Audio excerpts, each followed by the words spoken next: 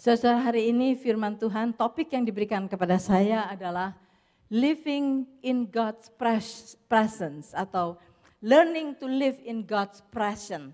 Kita belajar untuk hidup di dalam hadirat Tuhan. Belajar untuk hidup di hadirat Tuhan. Itu topik yang diberikan kepada saya. Nah, saudara, kalau saudara mendengar topik ini, apa kira-kiranya yang ada di dalam pikiran saudara? Kita mengetahui bahwa Tuhan itu hadir. Tuhan selalu hadir. Namanya Jehovah Shammah. He is always there.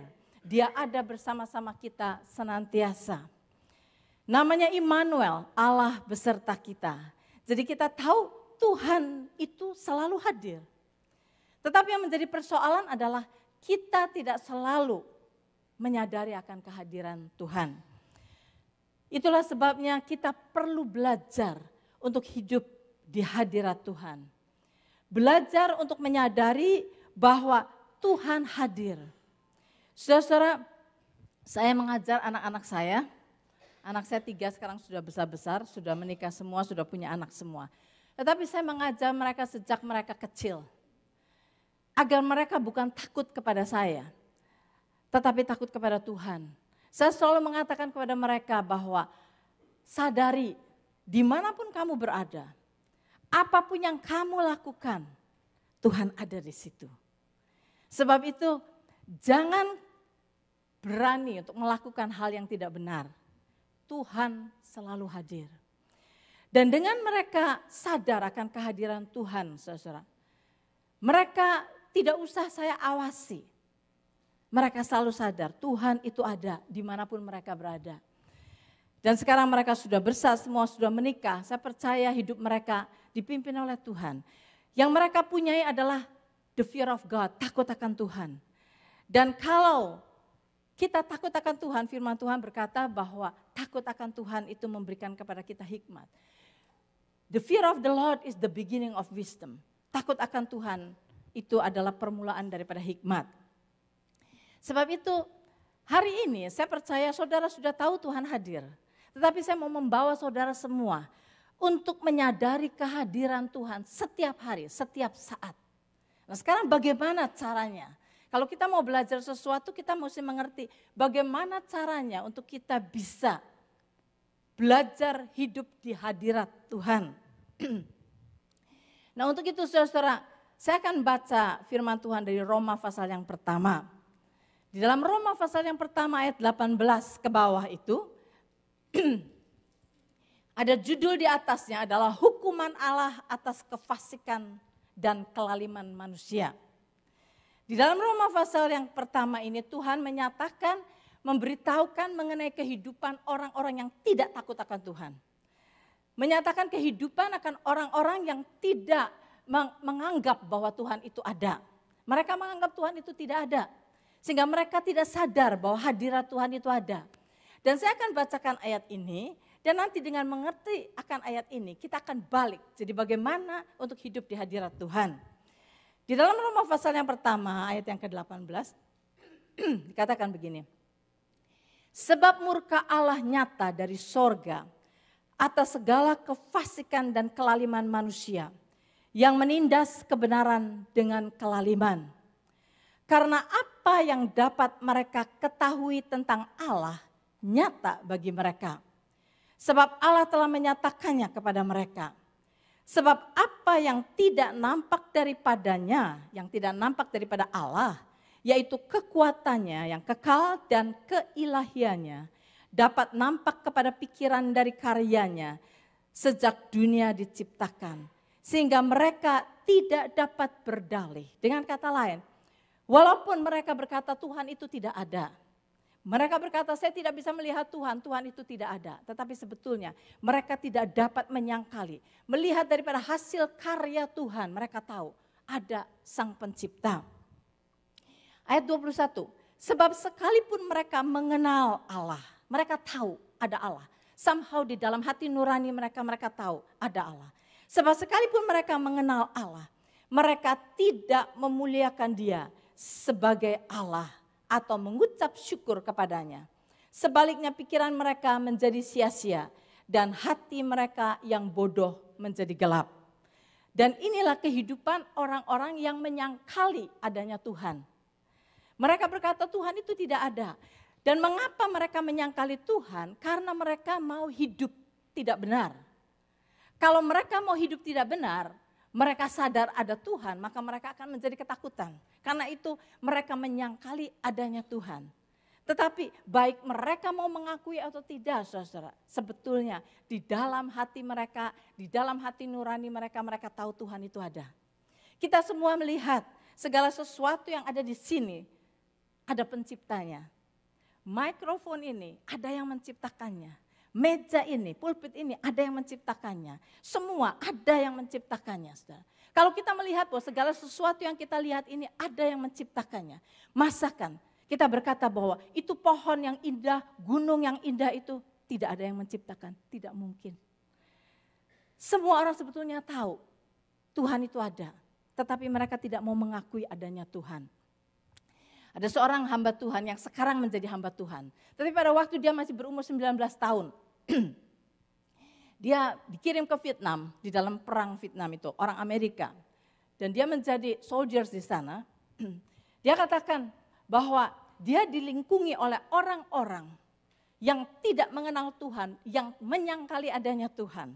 Semua orang di sana, semua serdadu-serdadu yang lain mengatakan bahwa Tuhan itu tidak ada. Dan karena dia seorang yang sungguh-sungguh mau mengenal Tuhan, mau belajar tentang firman Tuhan, maka pada saat semua teman-temannya berfoya-foya melakukan hal yang tidak benar, dia duduk sendirian, dia baca firman, teman-temannya melihat dia dan katakan, kamu ini hidup di zaman ini, kamu masih percaya ini buku tua ini? Kamu masih percaya ini?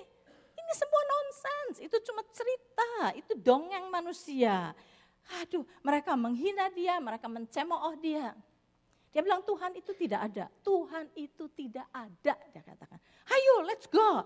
Mereka mau minum, mau mabok-mabokan dan sebagainya. Dia bilang enggak. Saya mau membaca firman Tuhan. Mereka mentertawakan dan mereka semua pergi. Saudara, dia katakan begini, ya pada saat semuanya oke, mereka bisa menghina saya, mereka bisa berkata Tuhan itu tidak ada. Tetapi saya lihat sendiri, pada saat bom berdatangan, bang, bang, bang, ada bom berdatangan banyak. Apa yang keluar dari mulut mereka? Mereka semua menjerit itu, saudara-saudara berkata, Tuhan tolong, Tuhan tolong. Tuhan tolong. Jadi berarti di dalam hati mereka, mereka tahu Tuhan itu ada. Cuma mereka tidak mau mengakui adanya Tuhan. Nah, saudara dikatakan di sini, di dalam ayat 21, sebab sekalipun mereka mengenal Allah, mereka sebenarnya tahu Allah itu ada. Mereka tidak memuliakan Dia sebagai Allah atau mengucap syukur kepadanya. Sebaliknya pikiran mereka menjadi sia-sia dan hati mereka yang bodoh menjadi gelap. Mari kita lihat, ada 4 hal di sini yang kita lihat. Orang-orang yang tidak mau mengakui adanya Tuhan. Mereka yang tidak mau mengakui bahwa Tuhan itu ada dan Tuhan itu hadir. Apa yang mereka lakukan? Mereka tidak memuliakan Allah nomor 1. Mereka tidak memuliakan Allah. Dan mereka tidak mengucap syukur kepada Tuhan. Sebaliknya pikiran mereka menjadi sia-sia. Pikiran mereka menjadi sia-sia. Dan hati mereka menjadi gelap. Inilah akibat daripada orang yang menyangkali adanya Tuhan. Yang menyangkali hadirat Tuhan. Mereka menolak memuliakan Tuhan. Mereka menolak bersyukur kepada Tuhan. Pikiran mereka menjadi sia-sia. Dan hati mereka menjadi gelap. Kalau hati menjadi gelap, saudara. Kalau hati kita menjadi gelap, maka kita tidak tahu direction kemana kita harus pergi. Kalau hati kita gelap, kita tidak bisa melihat di hadapan kita itu apa. Semuanya gelap. Sebab itu, dari ayat ini, mari kita balik, saudara. Kita sekarang mau belajar untuk hidup di hadirat Tuhan. Kalau orang yang menyangkali hadirat Tuhan ini seperti ini, maka kalau kita mau belajar untuk masuk di dalam hadirat Tuhan, mau belajar untuk hidup di dalam hadirat Tuhan, saudara, kita harus belajar memuliakan Tuhan. Kita harus belajar bersyukur kepada Tuhan. Dan kita harus mengerti bahwa dengan kita bersyukur kepada Tuhan, dengan kita memuliakan Tuhan, maka pikiran kita akan dipenuhi oleh segala janji yang Tuhan berikan kepada kita. Dan hati kita akan menjadi terang. Ini yang akan kita sama-sama pelajari, saudara-saudara. Mari kita melihat, untuk kita belajar hidup di dalam hadirat Tuhan, kita harus belajar memuliakan Tuhan. Memuliakan Tuhan. Bagaimana itu memuliakan Tuhan, saudara? Memuliakan Tuhan itu, yaitu kita belajar untuk membicarakan Tuhan. Talking about God. Katakan apa yang Tuhan sudah lakukan di dalam hidup kita. Katakan apa yang Tuhan sudah perbuat di dalam dunia ini. Katakan kebaikan Tuhan, itulah memuliakan Tuhan. Saudara. Memuliakan Tuhan itu demikian. Dengan kita berkata kepada saudara kita, kemarin pada waktu saya begini-begini, saya melihat Tuhan itu begitu setia. Ini yang Tuhan lakukan di dalam hidup saya. Itu memuliakan Tuhan. Sangat disayangkan saudara, banyak sekali orang Kristen yang merasa segan untuk berkata bahwa Tuhan ikut campur di dalam hidup mereka. Sangat disayangkan banyak orang Kristen yang pada saat mereka mendapat keuntungan di dalam bisnis mereka, pada saat mereka mendapatkan mereka mendapatkan hal-hal blessing yang luar biasa. Mereka berkata begini, pada waktu temannya berkata, wow hebat kamu dapat untung banyak itu, kamu dapat bisnis yang besar ya. Ya, saya lagi hoki. Itu hoki. Persis kebetulan saya bertemu dengan konglomerat ini. Persis saya lagi untung. Saudara, seringkali perkataan yang keluar dari mulut kita, either kita lagi hoki, kita untung, kita kebetulan. Where is God? Where is God? Kalau kita mau belajar hidup di dalam hadirat Tuhan, belajar memuliakan Tuhan, katakan apa yang Tuhan lakukan di dalam hidup kita. Tuhan berkata di dalam firman-Nya, all good gifts comes from above. Segala pemberian yang baik itu datangnya dari Tuhan. Kalau kita mengalami sesuatu yang baik di dalam hidup kita, jangan lupakan itu.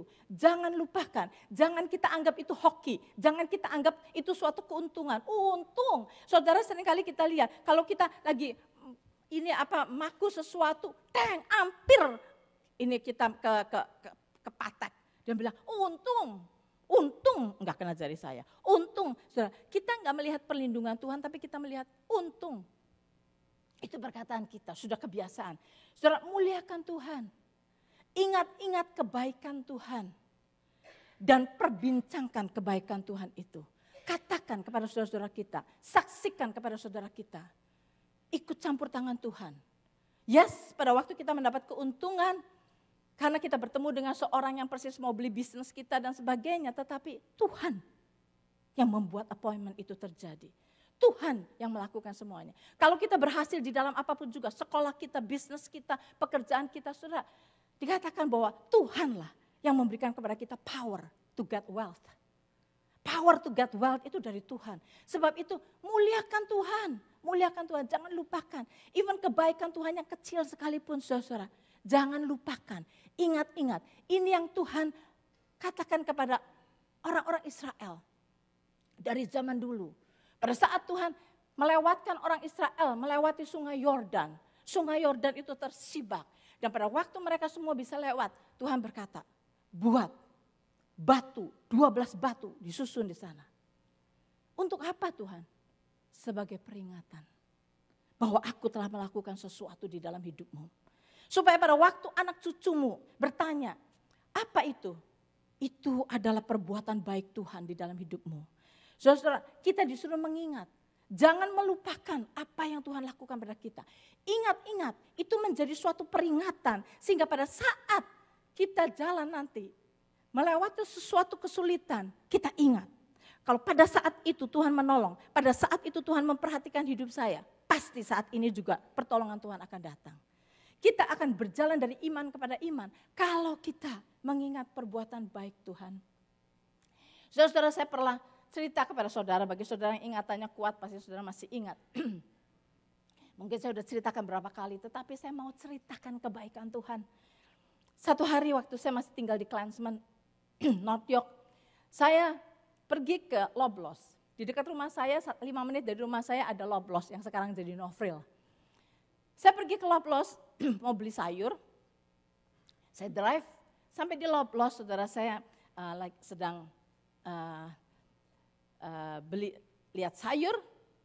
Pada waktu saya lihat sayur ada satu orang di situ, orang Indonesia yang saya kenal. Oh, bukan dari gereja kita, tapi saya kenal dia. Dia sedang gendong anaknya. Saya datang pada dia, saya katakan, "Hei, kamu belanjanya kok di sini?" Saya ngobrol dengan dia. Kemudian saya tanya, "Ini anak kamu?" "Iya."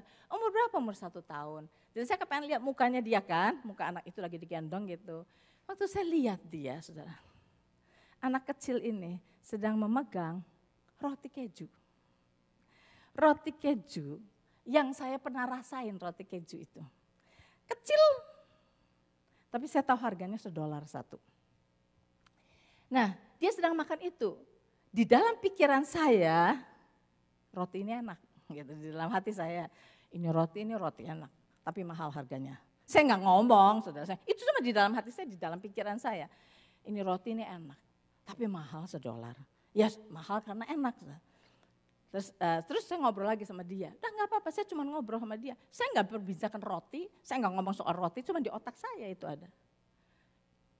Dari situ saudara, saya paling dari rumah ke situ balik lagi di dalam waktu setengah jam. Sampai di rumah ada 2 bag roti itu, 20 biji. Saudara-saudara, pada waktu saya melihat itu, yes orang yang membawa ke situ. Tapi saya tahu Tuhan yang memperhatikan hati saya. Tuhan yang melihat sampai ke dalam hati saya, ke dalam pikiran saya. Hanya hal yang kecil, hanya roti keju. Tapi Tuhan memperhatikan dan Tuhan memberikan kepada saya. Saya dengar kesaksian saudara-saudara, Melanie juga bersaksi, dia juga mengalami seperti itu, lagi mau sayur asem atau apa, Tuhan kasih sayur asem sama dia. Dan saudara, kalau hal-hal yang seperti itu saudara, biarpun hal kecil, ingat-ingat, perhatian Tuhan kepada kita luar biasa. Kasih Tuhan kepada kita luar biasa. Pegang itu, saksikan kepada semua orang. Saya menyaksikan ini bukan untuk menyombongkan diri, bukan. Oh Tuhan ini favoritnya Tuhan luar biasa sampai roti keju aja dikasih. Bukan saudara, saya mau katakan kepada saudara, kalau Tuhan melakukan itu kepada saya mau encourage kepada saudara semua. Tuhan juga akan melakukan itu kepada saudara semua. Di mata Tuhan tidak ada favoritism. Kita semua anak Tuhan, sama saudara, sama. Nah, sebab itu kita memuliakan Tuhan dengan mengingat kebaikan Tuhan, dengan menyatakan kebaikan Tuhan, dengan kita berkata kepada Tuhan, berkatakan kepada Tuhan, Engkau itu baik Tuhan. Dan kita nyatakan kepada Tuhan siapa dia adanya. Sebab itu belajar, kenali Tuhan kita saudara. Untuk belajar hidup di dalam hadirat Tuhan, kita perlu mengenali siapa Tuhan kita. By the way, kita punya judul ini apa hubungannya dengan tema tahun ini? Belajar untuk hidup di hadirat Tuhan. Apa hubungannya dengan tema tahun ini? The Year of Transformation. Saudara, kalau kita sudah bisa menyadari hidup di hadirat Tuhan tiap hari, hidup kita akan ditransform. Saudara. Kita akan mengalami transformation yang luar biasa. Kalau saudara sadari ini. Sangat disayangkan banyak orang Kristen yang tidak menyadari bahwa setiap hari dia hidup di hadirat Tuhan. Ikut campurkan Tuhan di dalam hidup kita. Kenali Tuhan kita, saudara. Saya punya cucu 6. Saya punya cucu 6. Yang 3 tinggal bersama dengan kami. Saudara tahu semua. Nesa, Joel, dan Zaki. Dia nggak bisa ngomong Zachary, namanya Zachary. Dia nggak bisa ngomong Zachary. Zakrek. Jadi dia bilang, no I cannot. Zaki namanya. Nah si Zaki ini, kalau setiap pagi semua sudah berangkat kerja sekolah. Zaki itu masih tidur di bawah. Nanti dia kalau dia bangun, pada waktu dia masih tidur, semua sudah berangkat. Saya langsung naik ke atas karena saya itu waktu saya untuk baca. Kalau dia udah bangun, saudara, saya nggak bisa baca, saya nggak bisa study, nggak bisa apa. That's the time saya naik ke atas, saya baca, saya berdoa, saya worship Tuhan di situ. Nah, saudara, nanti sebentar lagi dia tuh naik. Dia nggak kalau bangun tidur nggak suka nangis. Dia dari basement naik sendiri ke atas. Begitu sampai ke atas, sekarang kan ada Oma Mika mamanya Michael. Maka Oma Mika biasanya ada di family room. Anak ini begitu keluar naik ke sini. Good morning Oma Mika. Nah, saya kedengeran dari atas. Dia bilang good morning, dia very friendly. Ini anak bangunnya. Terusnya, the next word yang dia berkata kepada Oma Mika apa? Where is Mama? Mama itu saya, bukan Didik. Mama itu saya. Saya ini grandma, tapi dia nggak bisa ngomong grandma, jadi manggilnya mama. Saya mama, Pak Sujo papa, Didik itu mami, Michael itu daddy. Okay. Jadi ini mama papa. Nah, where is mama? Dia nggak nanya where is mami, enggak. Where is mama? Nanti Oma Mika bilang ada di atas. Kemudian dia langsung naik ke atas. Langsung, itu setiap pagi, dia langsung naik ke atas. Saya dengar dia just naik tangga saja. Saya udah excited, walaupun saya tahu this is the end, saya baca, this is the end. Kalau dia udah naik, sudah ngomong gak berhenti-berhenti. Dia mulai naik, tek. Hati saya senang sekali nungguin dia naik. Saya nungguin dia naik, nanti dia nongol gitu. Dia hanya naik ke atas. Mama, good morning mama. Saudara, itu anak saya peluk. Kenapa dia cari saya? Kenapa dia selalu cari saya? Dia tahu saya mengasihi dia. Dia tahu saya mengasihi dia. Sampai pada waktu dia masih bayi pun, dia kalau nggak enak badannya, dia nangis, dia dibawa tunjuk-tunjuk ke atas. Belum bisa ngomong, tunjuk-tunjuk ke atas, kenapa? Kalau saya turun, saya gendong, dia tidur. Dia senang bersama dengan saya karena dia tahu, dia kenal saya. Dia tahu saya mengasihi dia. Saudara-saudara, kalau kita mau belajar untuk hidup di hadirat Tuhan, kenali Tuhan kita. Tuhan itu Tuhan yang seperti apa? Buat kita Tuhan yang seperti apa? Kalau kita mengenal Tuhan kita, maka kita excited untuk ada bersama dengan dia. Kita tidak akan ignore Tuhan. Kita akan selalu sadar Tuhan itu ada dan Tuhan itu berserta dengan kita. Kita ingin selalu ada di hadiratnya. Nah seperti ini saudara-saudara. Tuhan juga excited untuk melihat kita. Sebagaimana saya excited kalau Zack itu bangun walaupun saya tahu udah saya nggak bisa baca lagi. Udah saya nggak bisa apa lagi. Tapi saya senang dengan kehadiran dia. Tuhan senang akan kehadiran kita, kita juga harus senang akan ada di dalam hadirat Tuhan. Saudara-saudara, seperti ini, nomor 1, acknowledge dia, esteem God. Muliakan dia, katakan tentang Tuhan. Jangan malu, jangan segan berbicara mengenai Tuhan. Jangan saudara takut kalau kita bicara mengenai Tuhan, nanti dianggap fanatik lah, dianggap sok rohani lah. It doesn't matter, saudara. Tuhan itu hidup. Kita harus berani menyatakan kebesaran Tuhan, kebaikan Tuhan di dalam hidup kita. Nomor 2, kita harus belajar bersyukur. Bersyukur kepada Tuhan. Di dalam setiap apa yang kita alami di dalam hidup ini. Jangan lupa, jangan ignore Tuhan. Jangan kita hanya bisa berterima kasih kepada orang yang memberi barang itu kepada kita. Memberi apa kepada kita. Tetapi ketahuilah, dia hanya alat. Penyambung tangan Tuhan untuk memberikan kepada kita. Yes, kita berterima kasih kepada dia. Tetapi nomor 1, ucapan syukur kita kepada Tuhan. Belajar bersyukur kepada Tuhan di dalam setiap apa yang kita alami di dalam hidup ini. Syukuri Tuhan, syukuri Tuhan. Saudara, kalau kita melihat di dalam Alkitab, saya tulis di dalam devotion itu. Hanya ada 2 orang di mata Tuhan yang dikatakan orang yang berkenan di hati Tuhan. Nomor 1 Yesus, kita tahu itu anak Allah. Tuhan mengasihi Yesus. Tuhan berkata dia yang berkenan kepadaku. Tetapi satu lagi adalah Daud. Manusia biasa, Daud, Tuhan berkata dia adalah orang yang berkenan di mata Tuhan. Nah kalau saudara perhatikan, mengapa Daud itu berkenan di mata Tuhan? Apakah karena dia tidak pernah berdosa? Dosanya itu lebih berat daripada yang banyak yang lain, saudara-saudara. Dia mencuri istri orang, dia bunuh suami wanita itu adalah dosa yang luar biasa. Dan dia menanggung akibat daripada kesalahan dia. Dan saudara, Dia berkenan di hadapan Tuhan. Walaupun dia pernah melakukan kesalahan yang besar, tetapi hatinya terpaut kepada Tuhan terus. Di dalam Mazmur 34 ayat yang pertama, Daud berkata demikian, I will bless the Lord at all times. His praise shall continually be in my mouth. Puji-pujian kepada Tuhan akan selalu di mulut saya. Dia tidak malu memperkatakan Tuhannya. Dia selalu berkata mengenai Tuhannya. Dia worship Tuhannya. Dia menari-nari di hadapan banyak orang untuk Tuhannya. Dia lakukan semua dengan segenap hati untuk Tuhannya. That is Daud. Hatinya terpaut kepada Tuhan sungguh-sungguh. Itulah sebabnya dia berkenan di hadapan Tuhan. Nah, saudara-saudara, kita harus belajar untuk menomorsatukan Tuhan. Fokus kita kepada Tuhan.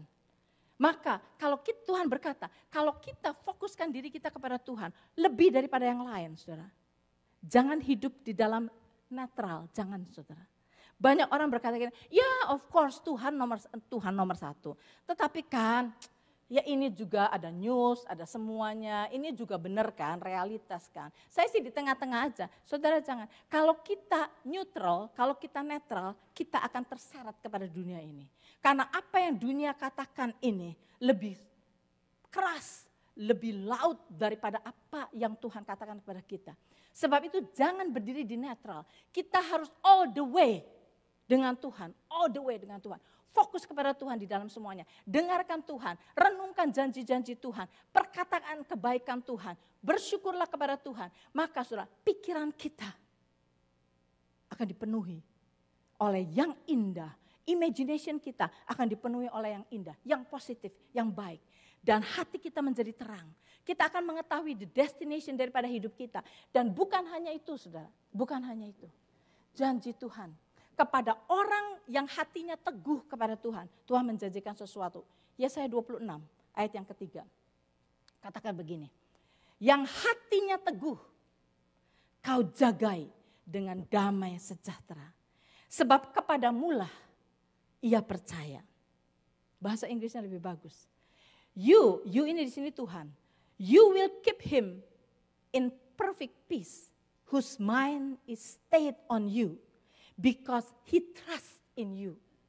Saudara, kita harus mempunyai hati yang just trust kepada Tuhan.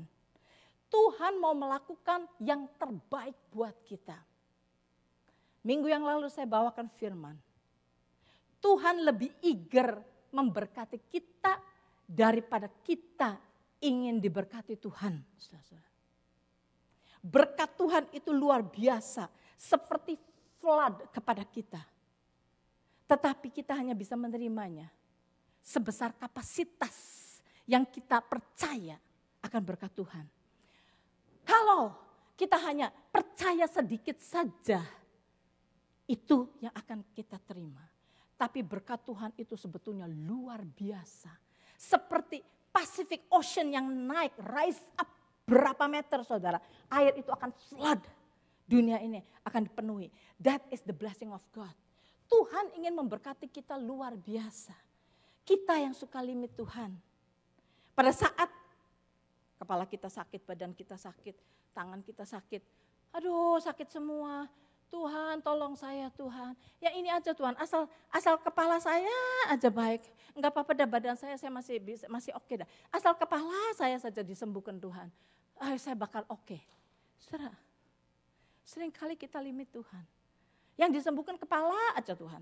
Yang lain sih enggak apa-apa dah Tuhan. Saudara, dikiranya kuasa Tuhan hanya bisa menyembuhkan sedikit, hanya dikeluarkan. Saudara kalau mau minta kesembuhan total semua saudara. Jangan kita hanya berkata, Tuhan, aduh saya di dalam problem Tuhan. Enggak ada duit buat ini, enggak ada. Tapi Tuhan berkati saya hanya untuk bayar mortgage bulan ini aja Tuhan. Asal buat ini aja Tuhan cukup. Saudara, kita limit Tuhan banyak kali. Saudara kalau minta berkat Tuhan, Tuhan berkata begini, I come, kata Tuhan Yesus, untuk memberikan hidup. Tapi bukan hanya hidup, saudara. Hidup yang berkelimpahan. Buka kapasitas kita sebesar-besarnya. Receive the blessing of God. Itulah Tuhan itu seperti itu. Nah Tuhan berkata, kalau hati kita teguh kepada Tuhan, maka Tuhan jagai kita dengan peace, damai sejahtera, perfect peace. Perfect peace akan ada di dalam diri kita. Dan kita butuh perfect peace itu, saudara. Karena peace itu akan menjadi umpire di dalam hidup kita. Di dalam Kolose pasal ketiga ayat yang ke-15 dikatakan, hendaklah damai sejahtera Kristus memerintah dalam hatimu. And let the peace of God rule in your heart. Ada bahasa Inggrisnya menjadi umpire in your heart. Umpire itu kalau di dalam baseball itu ada umpire-nya. Dia yang menyatakan bola itu keluar atau masuk. Kalau dia sudah berkata masuk, masuk, saudara. Kalau dia berkata keluar, keluar. Dia yang menentukan. Nah, demikian juga damai sejahtera Tuhan, saudara. Kalau kita fokus kepada dia, kalau hati kita hanya untuk dia, teguh di dalam dia, anugerah Tuhan yang luar biasa akan diberikan pada kita adalah perfect peace.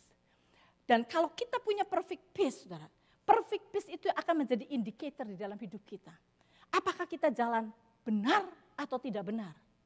Apakah kita nyeleweng? Kalau kita nyeleweng sedikit saja, akan ada sesuatu yang mengganggu damai itu. Sehingga kita tahu, saya harus kembali ke jalan yang benar. Saudara, kita butuh perfect peace itu. Dan itu hanya kita dapati kalau hati kita fokus kepada dia. Kalau kita sadari bahwa Tuhan itu dekat dan saya mau hidup bersama dengan dia. We need perfect peace. Saudara, ada seorang hamba Tuhan. Sebenarnya hamba yang tadi, yang ke Vietnam itu. Dia sudah menjadi hamba Tuhan yang besar finally. Dan dia, saudara, karena terkenal, dia diundang kemana-mana, keluar negeri kemana-mana. Satu kali dia mendapat undangan dari South America. Dan dia sudah pernah ke negara itu, karena itu dia bilang oke, dia mau pergi ke sana. Sudah tentukan waktunya, dia sudah beli tiket, masih kira-kira sebulan waktu. Dia sudah beli tiket, dia sudah set semuanya, mau berangkat. Tetapi di dalam jarak dia sudah beli tiket sampai mau berangkat itu, saudara, ada waktu. Nah di situ mamanya dia pindah rumah dari Texas ke Colorado. Nah mamanya minta supaya dia tolongi bawa barang-barang dari Texas ke Colorado.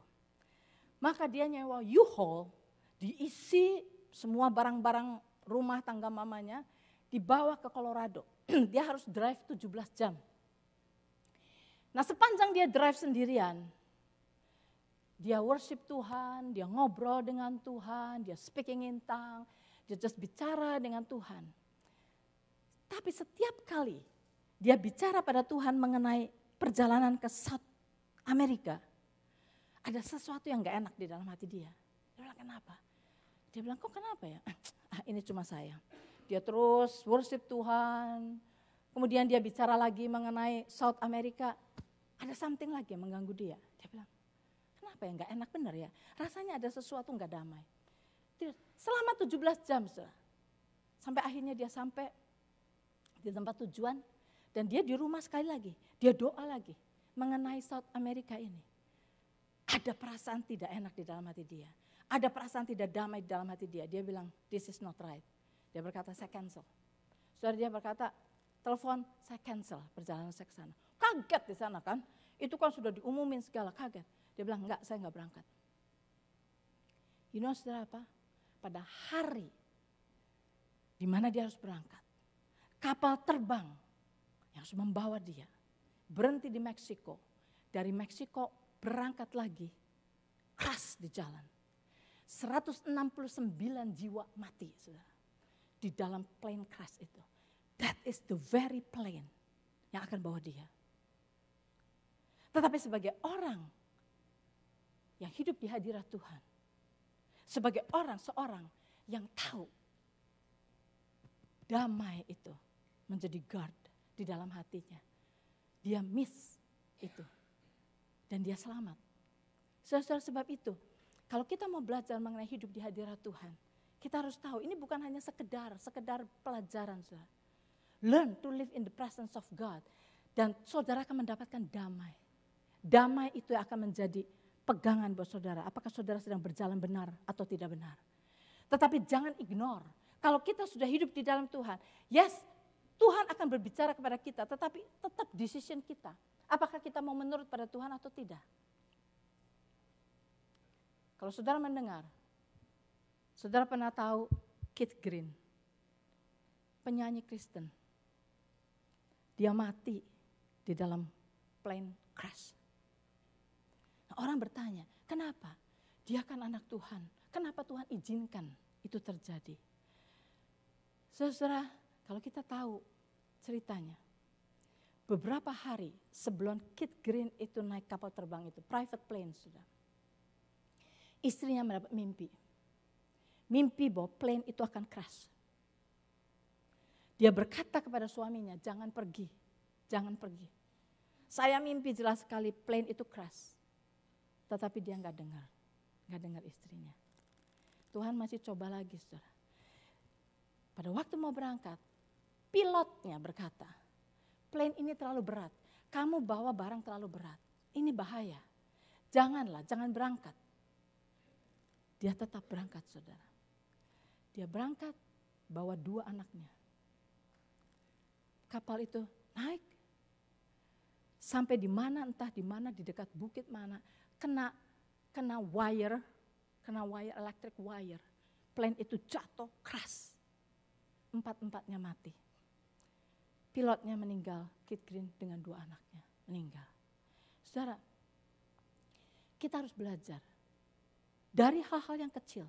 Belajar hidup di hadirat Tuhan. Belajar untuk menghargai apa yang Tuhan katakan di dalam hidup kita. Saya cerita mengenai seorang yang besar di sana, seorang yang terkenal di sini. How about your own life? Saudara, saya dan Pastor Joe belajar mendengarkan Tuhan. Saudara tahu kita pergi ke Amerika, ke Michigan kan berpuluh-puluh kali, mungkin ratusan kali. Balak-balik. Kita mau supaya safe, nggak pernah bawa macam-macam, saudara, yang nggak boleh itu. Jadi setiap kali saya lewat di border tanya, what do you bring? Oh, pakaian apa? Makanan apa? Chip, peanut gitu kan. Chip, peanut. Mereka oke, go. Itu selalu. Dan saya mesti bawa chip sama peanut. Kalau enggak dia tidur, sudah drive sama marah. Saya mesti kasih chip sama peanut sama dia supaya dia melek terus. Dan satu hari saya tanya sama orang Michigan, mau apa? Dia bilang saya bilang perlu apa? Perlu kemiri. Perlunya banyak kemiri. Oke, saya beli kemiri, saudara. Saya beli kemiri $35. Saudara tahu, kemiri $35 itu banyak, saudara. Banyak. Nah, saya berangkat. Kemiri kan nuts. Saya suka bawa nuts kok. Saya suka bawa kemiri. Kalau ditanya, what do you bring? Nuts and chips. Go. Kemiri kan nggak apa-apa, kemiri nggak apa-apa. Nah, saudara, ceritanya kita sampai di border. Selalu setiap kali sampai di border, saya bilang sama dia jauh-jauh, doa. Yang mana? Saya bilang, gate-nya yang mana yang harus kita. Saya selalu gitu, supaya jangan ketemu orang yang rewel. Nah, ceritanya, dia juga doa tanya Tuhan, yang mana Tuhan? Itu kan ada belasan gate-nya kan. Tuhan bilang sama dia, gate yang ketiga, gate yang nomor 3 gitu. Dan dia jalan mulai ke situ kan, ke gate yang ketiga. Pada waktu dia mau deket gate yang ketiga, gate yang nomor 4 tuh lebih kosong daripada gate yang ketiga. Jadi dia bilang, oh itu lebih kosong, dia ke sini ke 4. Saya nggak tahu dia belum ngomong sama saya, dia gate ke-4. Kita sampai di gate ke-4, begitu sampai di situ orang perempuan. Tapi nggak apa-apa, saudara, perempuan juga banyak yang baik. Ini perempuannya tua lagi. Nah dia habis itu dia bilang, bawa apa? Bawa pakaian itu, food, chip, and nuts. Biasanya go, kali ini chip and nuts. What kind of nuts? Dan dia tanya, cook or raw? Kemiri kan raw, belum matang gitu. Raw. Saya bilang, oh raw, Messi. Saya kasih, nah ini salah lagi saudara. Kalau saudara bawa kemiri, tunjukkan sedikit aja. Ini saya bawa semuanya, $35. Ini gitu. Terus saya bilang, sama dia dibuka. Ambil, masukkan garbage, brum semua. Sorry, I have to throw it. Hah? Saya mau $35 kemiri saudara. I know saya nggak lulus $1.000, enggak. Tapi kemiri $35 tuh banyak saudara. Nah saudara, hah? Kita jalan sesudah itu, oke go, jalan. Terus dia bilang, Ya sebenarnya tadi Tuhan bilang gate yang nomor 3. Dia bilang gitu, lah ya kenapa kamu gak ke gate yang nomor 3? Ke gate yang nomor 4. Hilang kemiri $35. Ya saudara, itu hal kecil. Tapi ini suatu contoh. Kalau kita berbicara kepada Tuhan, Tuhan itu jawab. Dan don't ignore. Hormati Tuhan. Hormati Tuhan. Just mengenai kemiri $35. Tapi saudara, Tuhan menjawab. Nah it's up to us. Kita mesti melatih diri kita. Hidup di hadirat Tuhan. Hidup di hadirat Tuhan. Bergaul dengan Tuhan. Ngobrol dengan Tuhan. Dengarkan Tuhan. Saudara, kalau kita sudah get used to live like that, saudara, kehidupan kita akan ditransform oleh Tuhan. Kita akan mengalami hal yang besar. Dan Tuhan akan membimbing cara kita berpikir. Tuhan akan memberikan hati kita yang terang, diterangi oleh Dia. Dia adalah terang dunia. Sebab itu kita harus belajar hidup di dalam hadirat Tuhan. Dan kita belajar untuk mendengarkan Tuhan. Belajar untuk memuliakan Tuhan. Perkatakan Tuhan itu. Kebaikan Tuhan. Jangan lupa bersyukur kepada Tuhan di dalam segala apa yang kita ini. Saya pikir ini khotbah yang sangat sederhana. Tetapi saudara, kalau kita mau belajar, it will take time. Kita mesti exercise. Kita mesti exercise. Tapi kita harus mengambil kesimpulan dulu, keputusan dulu. Maukah? Maukah dari mulai sekarang? Do not ignore the presence of God. Sadari Tuhan hadir. Saya mau belajar. Hidup di dalam hadirat Tuhan.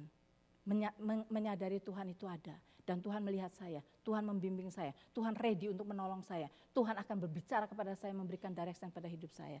Tapi dari sudut kita harus berkata, I want to Lord. Sebab itu mari kita saudara, kita bangkit berdiri. Katakan kepada Tuhan, saya mau belajar Tuhan, to lean on you. Belajar leaning on Jesus, leaning on Jesus. Supaya kita bisa mendapatkan more power that I've ever dream. Lebih lagi kuasa di luar mimpi kita. Kita bisa mendapatkan power itu dari Tuhan. Katakan kepada Tuhan,